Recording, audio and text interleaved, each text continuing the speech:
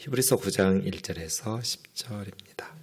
첫 언약에도 섬기는 예법과 세상에 속한 성소가 있더라. 예비한 첫 장막이 있고 그 안에 등잔대와 상과 진설병이 있으니 이는 성소라 일컫고 또 둘째 휘장 뒤에 있는 장막을 지성소라 일컫나니 금향로와 사면을 금으로 싼 언약궤가 있고 그 안에 만나를 담은 금 항아리와 아론의 쌍난 지팡이와 언약의 돌판들이 있고 그 위에 속죄서를 덮은 영광의 그룹들이 있으니 이것들에 관하여는 이제 낱낱이 말할 수 없노라. 이 모든 것을 이같이 예비하였으나 제사장들이 항상 첫 장막에 들어가 오직 둘째 장막은 대제사장이 홀로 1년에 한 번 들어가되 자기와 백성의 허물을 위하여 드리는 피 없이는 아니하나니 성령이 이로써 보이신 것은 첫 장막이 서 있을 동안에는 성소에 들어가는 길이 아직 나타나지 아니한 것이라. 이 장막은 현재까지의 비유니 이에 따라 드리는 예물과 제사는 섬기는 자를 그 양심상 온전하게 할 수 없나니 이런 것은 먹고 마시는 것과 여러 가지 씻는 것과 함께 육체의 예법일 뿐이며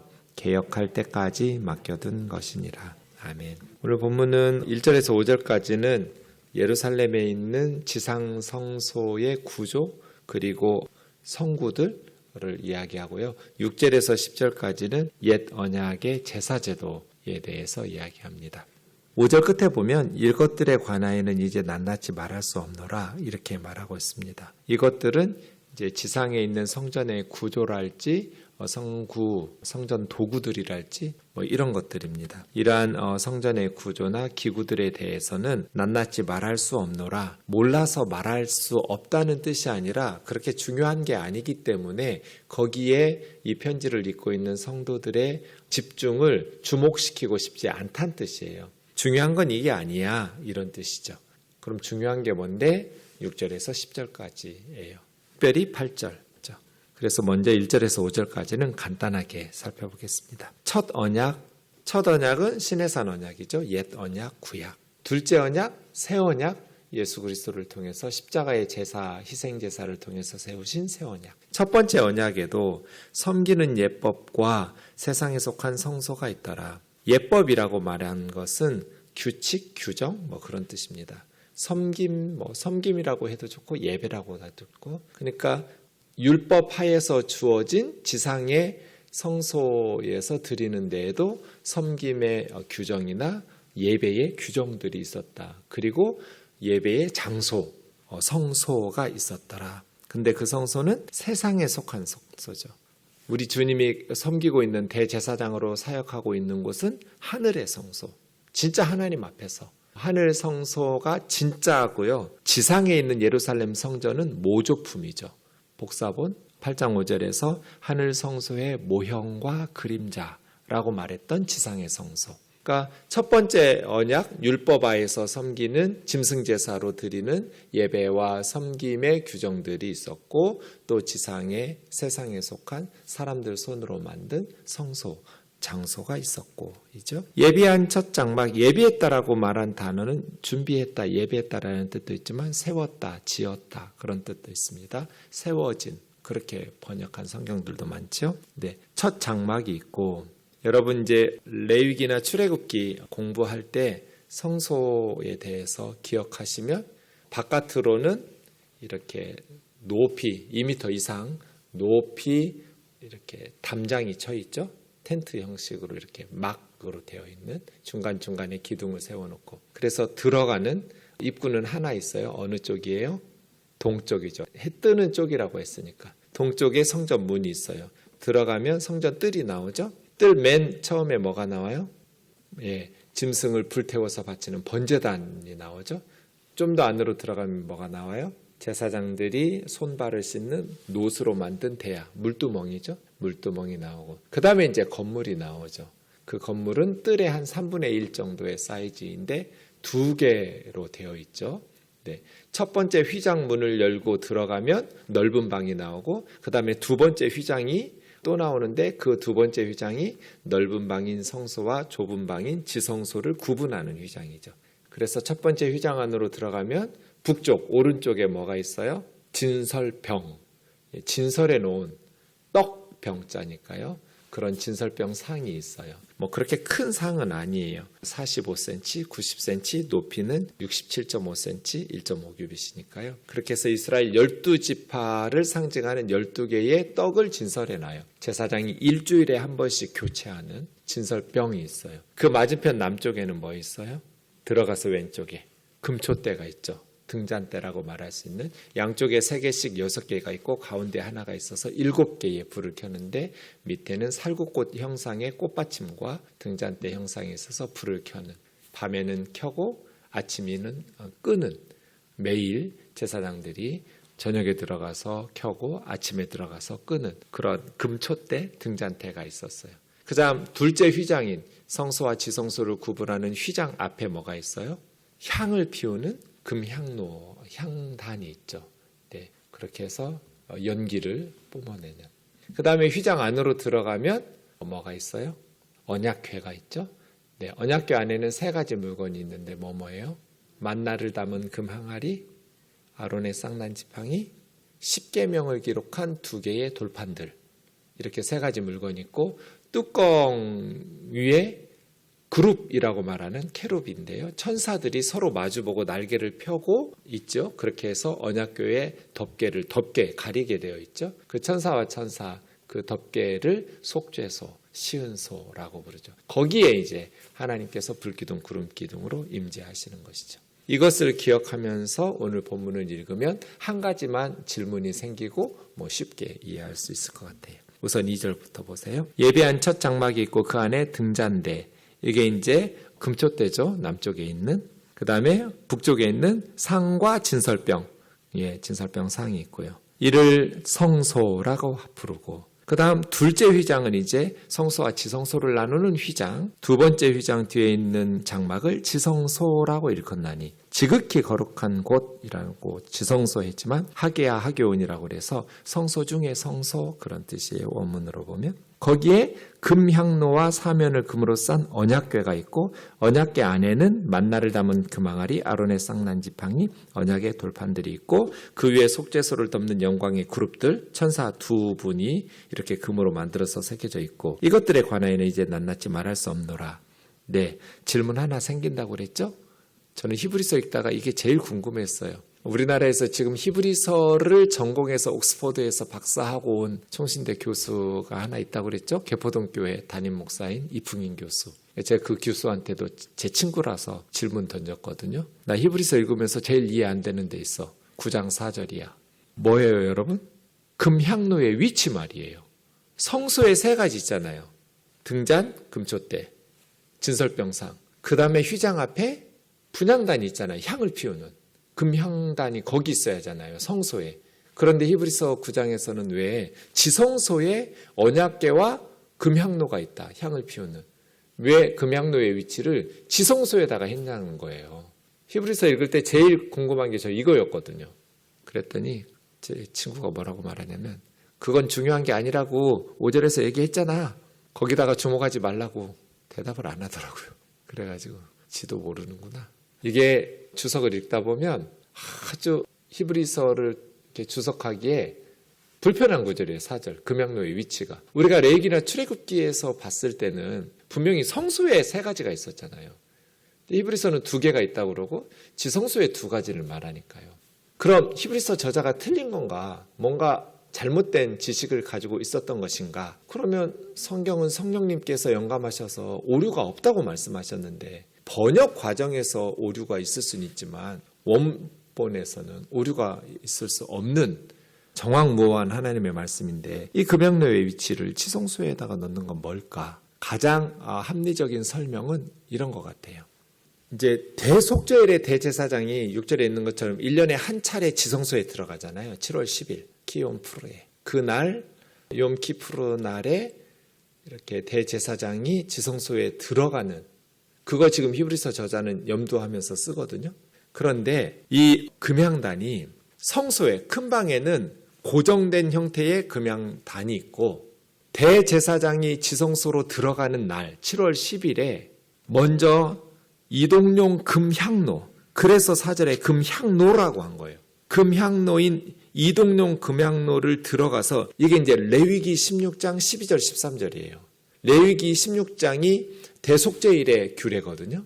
그때 대제사장이 어떻게 해야 되는지 절차를 이야기하는데 그 절차 중에 하나가 단순히 피만 가지고 가서 뿌리는 것이 아니라 지성소에 피만 들고 가는 것이 아니라 금향로를 이동용 향을 피우는 연기를 피우는 금향로를 대제사장이 들고 가서 두 주먹 한 움큼 향을 가지고 가서 지성소에서 향을 피워가지고 연기로 속죄소를 가려서 죽지 않도록 해라 제사장이.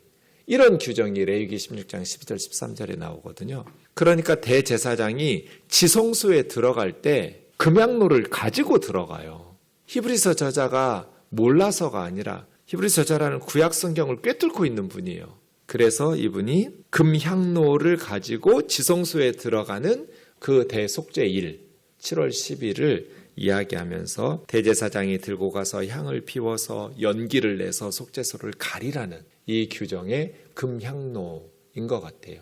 근데 사실은 5절 끝에 있는 것처럼 이풍인 교수님이 이야기한 것처럼 성전의 구조나 기구들에 관하여는 낱낱이 말할 수 없노라. 그건 중요한 게 아니야. 뭐 그 사이즈라든지 역할이라든지 이런 것들을 자세히 말할 수도 있지만 그거 집중하지 마. 정말 중요한 사실은 그 다음의 것들이야. 하면서 6절에서 10절까지 말하는 것이죠. 네, 이러한 것들은 옛 언약에 속한 것이었고 예수님 오실 때까지만 한시적으로 그 기능을 감당하는 것들, 바로 앞에 8장 14절에서 날 가지고 쇠하는 것은 없어져 가는 것이니라 그것이잖아요. 이제 정말 실체이신 예수님이 오셨을 때는 그 기능이 끝나는, 그래서 폐기되는 그러한 언약이잖아요.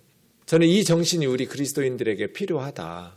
건물이나 어떤 구약의 성구 같은 거에 목숨 걸지 마라. 예배당 건물 같은 거에 낱낱이 말할 필요 없다. 우리가 자세히 말해야 되고 관심을 가지고 중요하게 여겨야 될 것은 예수 그리스도와 그의 복음과 예수 그리스도의 복음으로 말미암아 거듭난 하나님의 백성들, 사람들, 죽어가는 영혼들이지 건물이나 어떤 성구가 아니다. 많은 돈 들여가지고 막 외국에서 좋은 파이프 오르간 같은 거 수십억씩 들여가지고 그 돈으로 차라리 그게 꼭 나쁜 건 아니지만 검소하게 건물이나 성구에 대해서는 사용한 후에 그 돈으로 선교하는 것이 훨씬 사람 살리는 것이 훨씬 하나님께서 영광 받으시고 기뻐하실 것이다 라는 게 이제 저의 생각이죠. 그런 건물을 낱낱이 말할 필요 없다. 중요한 거 아니란 뜻이거든요. 우리 우면동 교회가 낱낱이 말하고 관심을 가지고 중요하게 여겨야 될 것은 예수 그리스도죠. 그리고 하나님의 말씀인 성경이고 그 복음으로 하나님의 말씀으로 성도들의 믿음을 키워주는 것이고 말씀 안에 뿌리 내려서 신앙이 자라나게 하는 것이고 죽어가는 영혼들에게 복음을 전하고 선교를 해서 영혼을 살리는 것을 우리가 낱낱이 말하고 관심을 집중해야지 별로 중요하지도 않은 일에 목숨 걸 필요도 없는 것이죠. 가끔 목회하다 보면 교회 성전 도구들 성구들을 이렇게 훼손시키거나 또 더럽히기나 이랬을 때 굉장히 죄책감을 가지고 두려워하기도 하는데 그러지 않아도 돼요. 저 어릴 때만 해도 목사님이 설교하는 이 대강대상에서는 목사님하고 장로님만 올라왔어요. 너무나 거룩한 곳으로 여겨가지고 그래서 여자들은 올라오지도 못해요. 그냥 권사님들은 밑에 소강대상에서 기도하고 집사님들도 거기서 하고 높은 강대상은 목사님하고 장로님들만 올라가서 설교하고 기도하는 그런 게 어리석은 거예요. 하나님이 지은 하나님의 형상인 자매들이 왜 이런데 이게 뭐라고 도대체 올라와서 기도도 못하게 접근 금지시켜 놓고 이게 무슨 구약시대에는 이방인들은 이방인의 뜰까지만 가요. 접근 금지. 유대인 여자는 좀 더 안 나가서 여인들의 뜰까지만 가요. 거기까지 더 이상 접근 금지. 유대인 남자들은 이제 유대인 남자들의 뜰까지만 가요. 그리고 제사장들은 제사장의 뜰까지 성소까지 들어가네. 완전히 접근 금지 시켜놨죠. 마치 구약의 이러한 예법들을 지금도 낱낱이 따져가지고 예배당 안에서 지키는 것처럼 그렇게 대강대상이라고 부르면서 올라가지도 못하게 하는 그게 성경적이냐는 거예요. 제가 어느 날 봤더니 크리스마스 연극 준비하느라고 봤더니 오 세상에 그 거룩한 대강대상에 쥐똥들이 있는 거예요. 와, 우리는 못 올라가는데 쥐들은 올라가서 거기서 똥 싸는구나. 이런 게 무슨 의미가 있어요? 여러분 거기에 목숨 걸지 마세요. 우리가 관심 가지고 중요하게 여겨야 될 것은 성전 건물이나 기구나 도구가 아니에요. 거기다가 돈 쓸 필요 없어요. 그런다고 해서 하나님께서 더 기뻐하시는 것도 아니에요. 정말 하나님께서 기뻐하시는 것은 예수 그리스도의 복음, 그 복음을 통해서 생명을 살려내는, 죽어가는 영혼들을 건져내는 전도와 선교와 구제와 이러한 것들을 우리가 낱낱이 말하고 그 예수 그리스도와 성경을 가지고 있어야죠. 6절, 이 모든 것을 이같이 예비하였으니 제사장들이, 건물도 성소와 지성소의 구분이 있듯이 사람도 일반 제사장들과 대제사장이 구분이 있어요. 그래서 일반 제사장들은 항상 첫 장막에 성소 넓은 방에서만 들어가 섬기는 예식을 행하고, 아침과 저녁에 들어가서 등잔을 청소하고 불을 끄고 켜고 또 향을 피우고 일주일에 한 번씩 진설병 떡 12덩이의 떡을 교체하고 이런 것들을 제사장들이 감당하죠. 그러나 둘째 장막, 이제 지성소죠. 둘째 장막 휘장을 지나서 들어가면 대제사장이 홀로 1년에 한 번, 대제사장도 1년에 한 번이에요. 7월 10일이라고 그랬죠. 대속죄일에. 레위기에 보면 16장에 아무 때나 들어오지 마라. 대제사장 죽는다. 경고해놨어요. 7월 10일 하루만 들어오라는 거예요. 자기와 백성의 허물을 위하여 드리는 피 없이는 아니하나니, 자기 대제사장과 가족을 위해서 먼저 숫송아지로 속죄제사, 죄를 씻는 제사를 드려요. 그리고 그 피를 들고 지성소에 들어가서 동쪽에 7번 손가락으로 묻혀가지고 뿌리고 그 언약궤 앞에 또 7번 뿌려요. 그 다음에 나와가지고 백성들, 모든 백성들의 1년 동안의 죄를 위해서 숫염소를 죽여서 그 숫염소로 속죄제사를 드리고 그 염소의 피를 들고 다시 지성소에 가서 똑같이 동쪽에 7번, 앞쪽에 7번을 뿌려요. 이렇게 자신과 가족을 위해서 숫송아지, 모든 백성들을 위해서 숫염소로 피를 들고 대제사장이 지성소에 피 없이 들어갔다 사망이에요. 절차에 오류가 있다 사망이에요. 대제사장이 죽어도 일반 사람들이 들어가서 그 시체를 끄집어내지도 못해요. 그래서 레위기 16장에 보면 금방울을 옷 가장자리에 금방울들을 달게 되어 있어요. 대제사장이 지성소에 들어갈 때 방울 소리가 들리면 아직 살아있는 거예요. 방울 소리가 안 들렸다 죽은 거예요. 죽어도 들어가서 못 꺼내요. 그래서 발목이나 허리에 배띠를 가지고 갔다고 그래요. 그래서 밖에서 끄집어내야 돼요. 실제로 성경 안에나 성경 밖의 유대 문헌에 대제사장들이 지성소에서 직무를 수행하다가 죽임을 당했다라는 기록은 한 사람도 없어요. 그래서 아마 그런 것 같지는 않지만 그만큼 하나님 만나러 가는 길은 두려운 일이에요. 대제사장 한 사람만 1년에 딱 한 번, 7월 10일 대속죄래. 그때 반드시 숫송아지의 피와 숫염소의 피를 들고 가서 뿌려야 돼요. 먼저 자기와 가족 그리고 백성들의 죄를 해결하고 들어가야 되는 것이죠. 피 없이는 아니하나니는 그런 뜻이에요. 우리도 마찬가지죠. 거룩하신 하나님 앞에 죄인인 우리가 나아갈 때 예수 그리스도의 보혈이 없이 어떻게 나가요? 예수 그리스도의 피를 들고 하나님 앞에 가야 되는 것이죠. 8절, 성령께서 이로써 보이신 것은 옛 언약의 성전과 예배 의식과 도구들 이런 것들을 통해서 우리에게 가르쳐 주시고자 하는 것은 뭐예요? 첫 장막이 서 있을 동안에 성소에 들어가는 길이 아직 나타나지 아니었다는 거예요. 여기 성소는 지성소라고 말해도 되고 하늘 성소라고 말해도 돼요. 8절, 성령이 이로써 보이신 건 성경의 원저자가 성령님이시니까 성령님께서 보여주신 것은 첫 장막, 지금 지상에 장막이 서 있을 동안에는 성소에 들어가는 길이 아직 나타나지 않았다. 이 지성소라고 생각하든 이 성소를 아니면 하늘 성소라고 생각하든, 그러니까 어쨌든 지성소도 하나님이 임재하신다는 것에 대한 상징이잖아요. 불기둥 구름기둥으로. 아니면 하늘 성소는 진짜 하나님 계신, 어쨌든 하나님께 나가는 길이 아직 열리지 않았다. 그걸 상징한다는 거예요. 하나님의 존전에 나아가는 길이, 천국 문이 열리지 않았다는 뜻이에요. 나가면 죽어요. 접근 금지예요. 이 장막은 예루살렘 성전이죠. 지상에 있는 장막은 지금까지의 비유이니 새 언약을 통해서 성취될 것에 대한 비유와 상징이라는 거예요. 그것이 실체가 아니에요. 그림자예요. 이에 따라 드리는 예물과 제사는, 율법에 따라서 지상성전에서 짐승으로 드리는 짐승제사는 섬기는 자를 그 양심상 온전하게 할 수 없다니. 양심상 속사람이죠. 속사람을 온전하게 할 수 없다. 그러며 이런 것은 율법에 의한 짐승제사는 먹고 마시는 음식법, 여러 가지 씻는 정결법과 함께 육체의 예법일 뿐이다. 외형적으로 예법이라는 건 규정이라고 그랬죠. 1절에 나와 있는 것처럼. 겉모습을 위한, 겉사람을 위한 씻어주고 정결하게 하는 제의적인 그러한 규정일 뿐이다. 속사람, 죄로 인한 죄책감이나 양심을 씻어서 거룩하게 할 수 없는 그냥 외형적인 정결을 말하는 것뿐이라는 거예요. 그래서 개혁할 때까지 이제 예수 그리스도의 십자가를 통해서 개혁하다라는 건 바르게 하다라는 단어거든요. 다시 바르게 할 때까지만 맡겨둔 것이죠. 여러분 연극 같은 거 하거나 아니면 무슨 무대에 있을 때 주인공들이 나오기 전에 그 앞에서 잠깐 맡아가지고 주인공 등장하기 전까지 무대 위에서 관중들을 준비하는 사람들 있죠?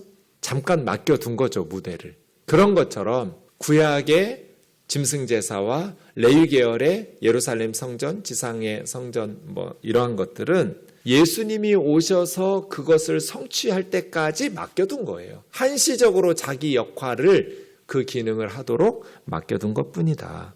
주인공이 등장하면 이제 자기 역할 끝났으니까 폐기, 그러한 거라는 거예요. 이것이 우리에게 가르쳐주는 건 뭐예요? 예수 그리스도의 보혈의 피가 없이는 하나님 앞에 나아갈 수 없다.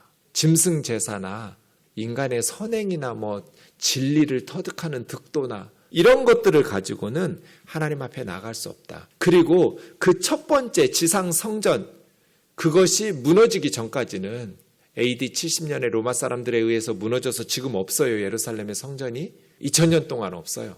끊임없이 이스라엘 사람들이 알아크사 모스크, 그 예루살렘 성전터 허물고 이슬람 사원 허물고 제3성전 짓겠다고 하는데 절대로 그런 일은 일어나서도 안 되고 일어나도 의미도 없고 그런 일은 없을 거예요.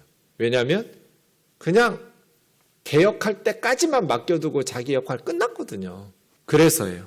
그 첫 번째 성전이 세워있는 동안에는 하나님 앞에 나아가는 길, 성소로 나아가는 길이 열리지 않았다는 것, 이게 중요한 사실이에요.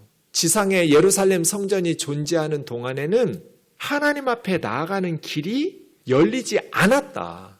하나님 앞에 나아가는 길이 열리지 않았다는 건 뭐예요? 그 짐승제사를 통해서는 하나님의 백성을 온전하게 할 수 없다. 온전한 속죄와 구원을 이룰 수 없다.